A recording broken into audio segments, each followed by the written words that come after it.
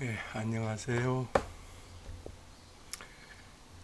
전 시간에 이어서 상관용겁격에 대해서 설명을 하도록 하겠습니다. 상관용겁격에 대한 설명이 오늘이 세 번째 시간이네요. 오늘도 설명을 마치고 다음 시간에는 상관격에 대해서 같이 공부를 하는 시간을 갖도록 그렇게 하겠습니다. 오늘 이제 마지막 우리가 풀어보는 사주인데요. 자, 건명 역시 남자 사주고 무진년 경신월 기유일 개유시, 자 이렇게 태어났습니다. 이렇게 태어났는데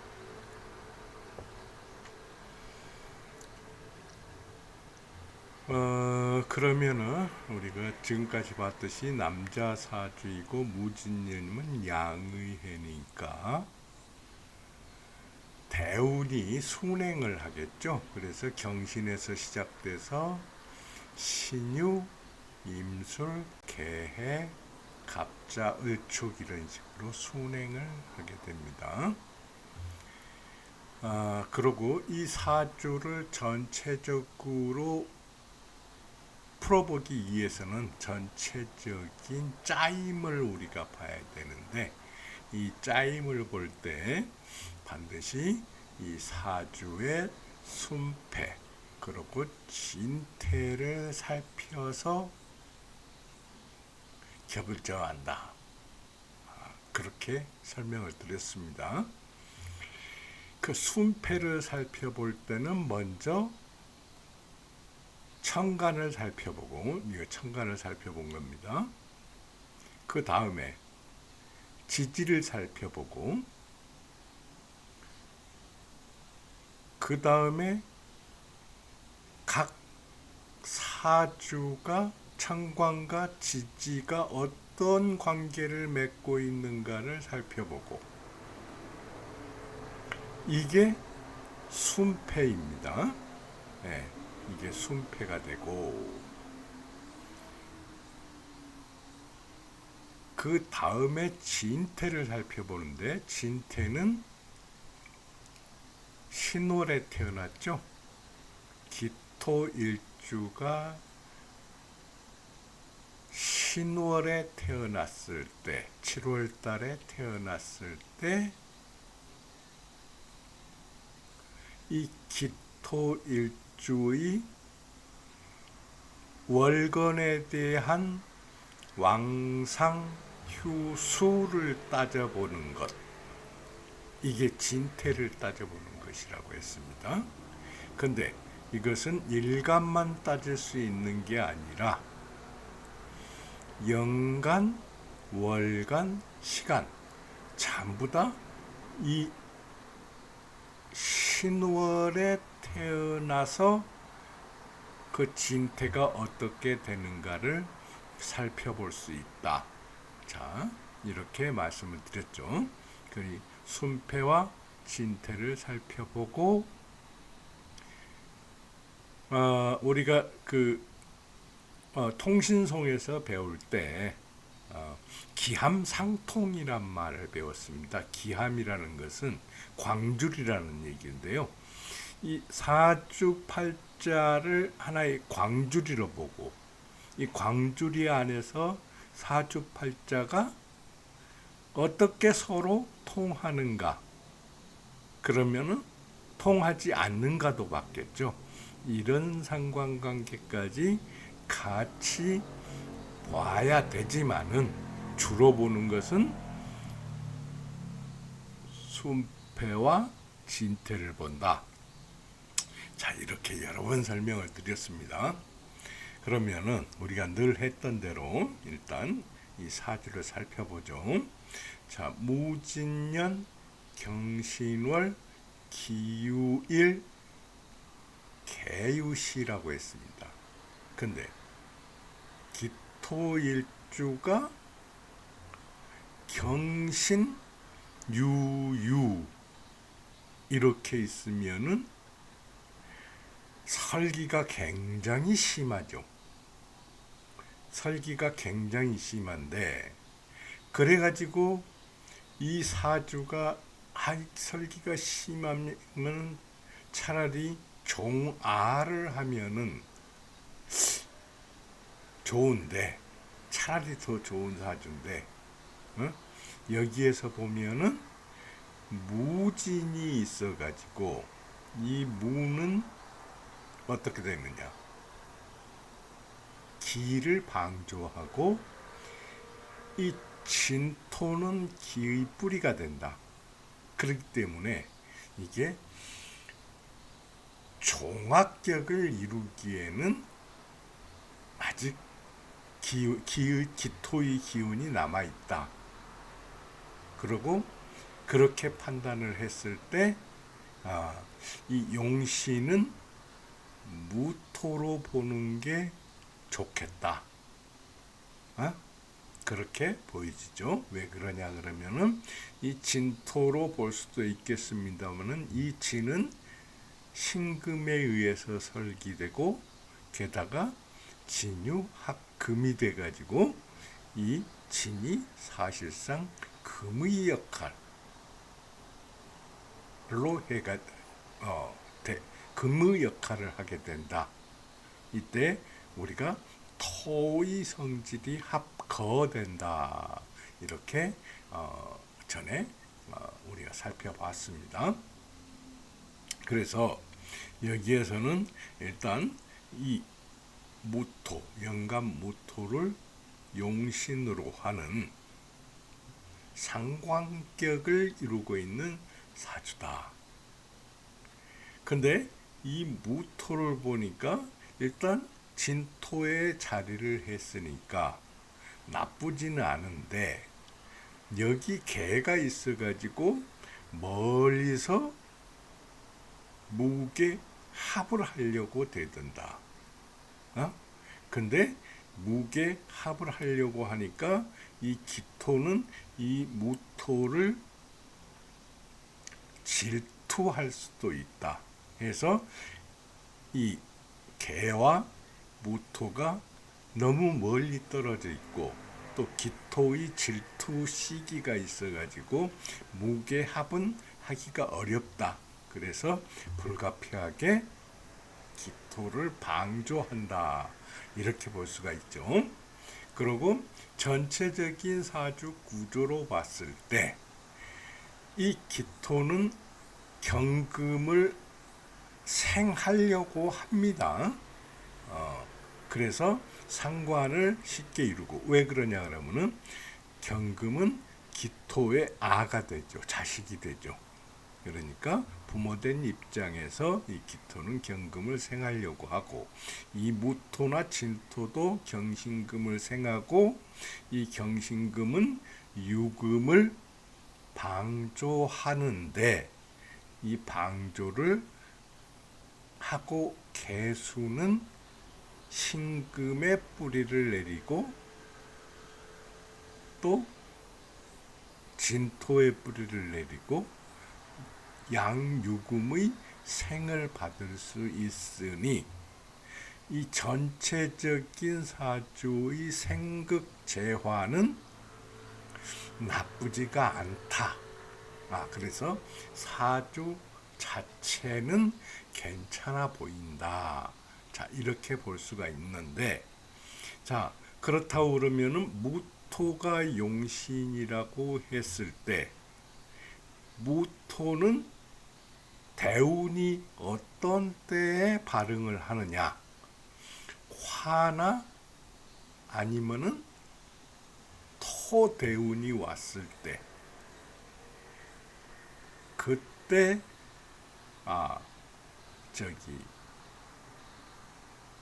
이제 그 발흥을 할 수가 있는데, 여기에서 보면은 토가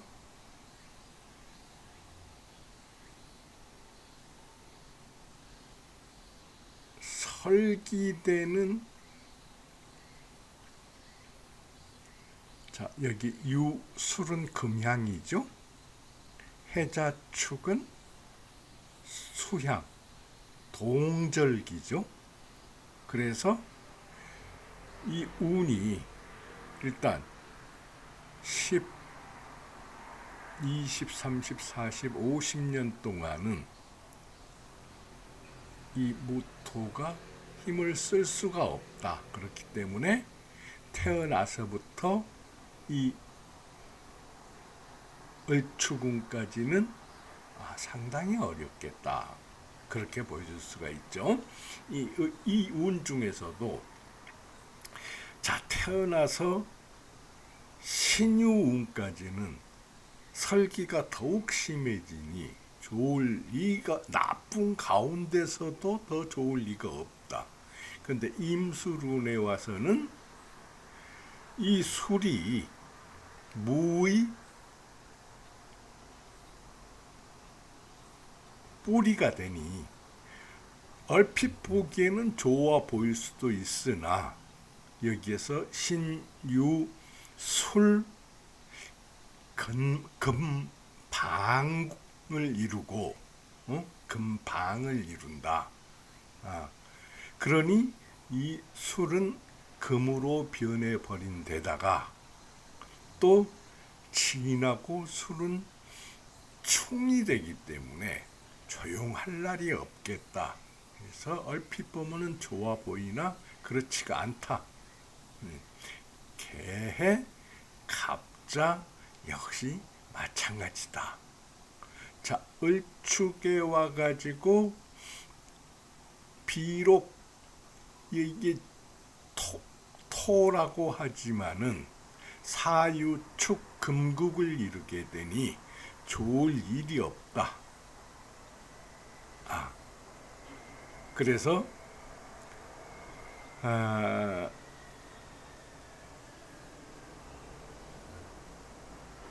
또 을경 합을 하게 되면은 이 을은 경과 합화금이 되죠.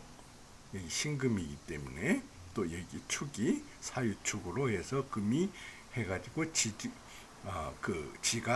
지지에서 아주 강한 금의 세력을 형성하기 때문에 을경합금이 돼서 이것마저도 금으로 변해버린다. 좋을 리가 없다. 이때까지 살아남기도 어려워 보인다. 그렇게 보여집니다. 자, 이렇게 해설을 하면은 일단 대충 해설을 드린 것 같고, 병인운에 온다고 해도 인신충이 되고, 이 병이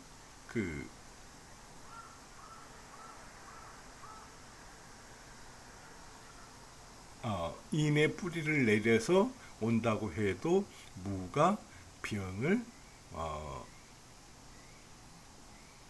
설기해가지고 도움이 될 것처럼 보이나 그렇게 만만하지가 않아 보인다.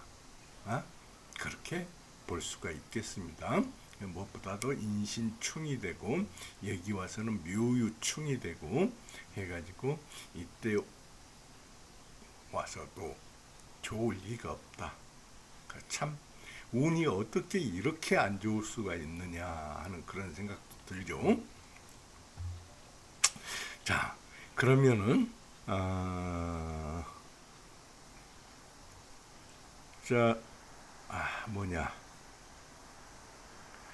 설하고 선생은 이 사주에 대해서 어떻게 설명을 하고 있는가 한번 살펴보죠. 차역 상관 용겁이라 그랬습니다. 차 그러면 저 할 때 대명사죠. 이 사주 역시 상관기에 겁격인데 용겁이라 겁재를 용신으로 삼고 있다. 그런 얘기죠. 혐. 근데 껄끄러운 것은 기진위 습토이다. 이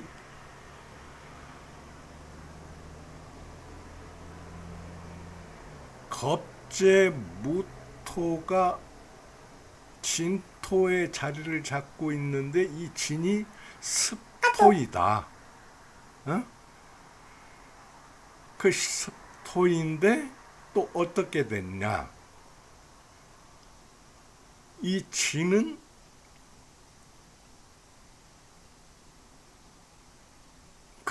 신금을 생하고 또 신자진 해서 자가 빠졌지만은 우리가 수구구를 껴안고 있다. 그래서 공수라는 말을 썼죠.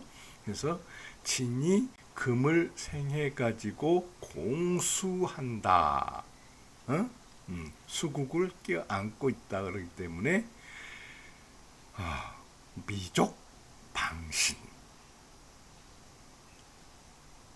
아직 이 기토 일주를 방신하기에는 미족하다. 아직 족하지가 않다. 그 다음에 경혐 운주 서북 금수지지. 다시 더 껄끄러운 것은 운이 달리는데 금수 서북지지다. 자, 유술 금향이죠. 해자축 수향이죠. 그래서 금수 서북지지다. 이것은 금이 서니까 그리고 해자축 여기는 북쪽이니까 서북지지다. 서북의 땅이다. 그래서 이치 일패 여회 그랬습니다. 한번 패하니 여회 불이 타서 재가 날리는 것처럼 되었다. 그래서 불성 가실이다. 가실이라는 것은 가족도 이루지를 못했다. 장가도 못 갔다. 그런 얘기가 되겠죠. 자, 이렇게 해설을 해 놓았습니다. 자, 그럼 지금까지 이 상관용겁격을 앞에 2시간 합해가지고 모두 5개의 사주를 우리가 풀어봤는데 그 사주를 전체적으로 이렇게 설명을 다시 해놨어요. 이상 5조 개시용겁 있습니다. 이상 위에서와 같이 이상에서 5가지 명조는 모두 시다 그런 뜻이죠. 용겁 겁재를 용신으로 하고 있다. 근데 전 3조 앞의 3개의 명조는 명리양전 명예와 이익이 둘 다 온전했는데 차양조 나중에 이 두 명조는 일사무성이라 그랬습니다. 한 가지 일도 되는 게 없다. 이렇게 얘기를 하고 그 원인을 이렇게 설명을 해놨는데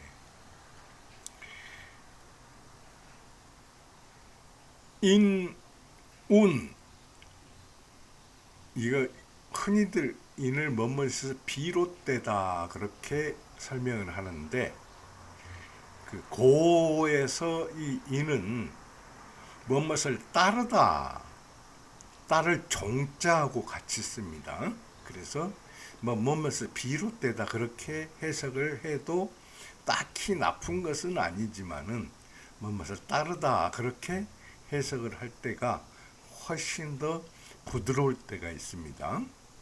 운에 따르면 무방조, 방조, 우리가 돕는 것은 생을 해서 돕는 게 있고, 그러니까 어머니나 윗사람처럼 돕는 게 있고 형제나 친구처럼 돕는 게 있습니다. 그래서 인수가 돕는 것을 조라고 하고, 방은 비겁이 돕는 것을 방이라고 그렇게 표시를 합니다. 그러니까 비겁이나 인수의 방조가 없는 까닭일 뿐이다. 자, 이렇게 해석을 하면 되겠죠. 그리고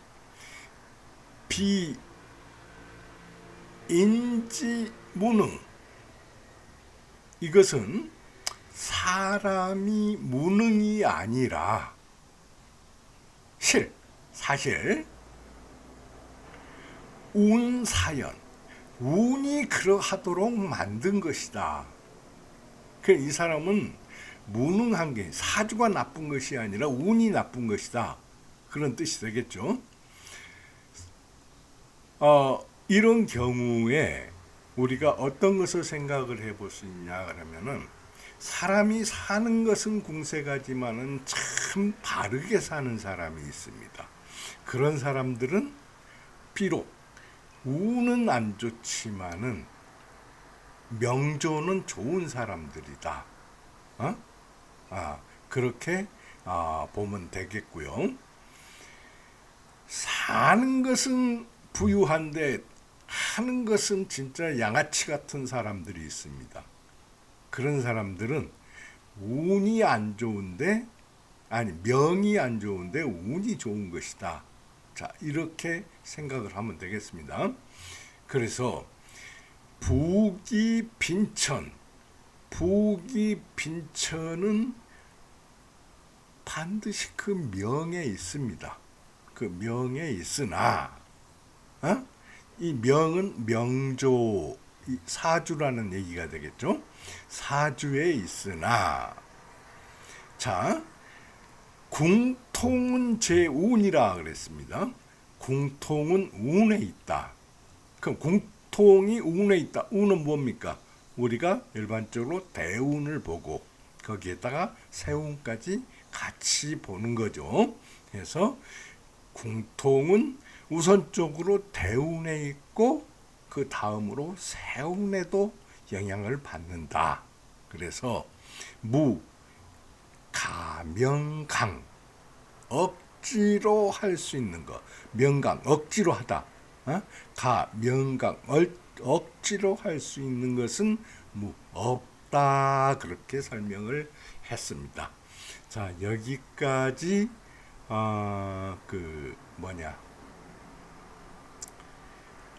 상관 용겁격에 대해서 설명을